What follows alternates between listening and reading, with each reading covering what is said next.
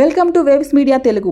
శ్రీశైల దేవస్థానం శ్రీశైలంలో 23వ తేదీన నిర్వహించిన హుండీల లెక్కింపులో దేవస్థానానికి 4,83,22,554 రూపాయల నగదు రాబడి లభించింది. ఈ మొత్తం భక్తులు గత 33 రోజులుగా సమర్పించిన కానుకల ద్వారా సమకూరినదిగా అధికారులు తెలిపారు. హుండీలో 160 గ్రాముల 200 మిల్లీగ్రాముల బంగారం, 4 కిలోల 180 గ్రాముల వెండి కూడా లభించాయి. అదేవిధంగా USA డాలర్లు, శ్రీలంక రూపాయలు, UAE dirhams, Saudi riyals, England pounds, Malaysia ringgits, Australia డాలర్లు, యూరోలు, కెనడా డాలర్లు, కువైట్ దినార్, న్యూజిలాండ్ డాలర్లు వంటి విదేశీ కరెన్సీలు కూడా హుండీలో లభించాయి. పటిష్ట భద్రతా ఏర్పాట్లు, సీసీ కెమెరాల నిఘా మధ్య ఈ లెక్కింపును నిర్వహించగా కార్యనిర్వహణాధికారి ఎం శ్రీనివాసరావు పర్యవేక్షించారు.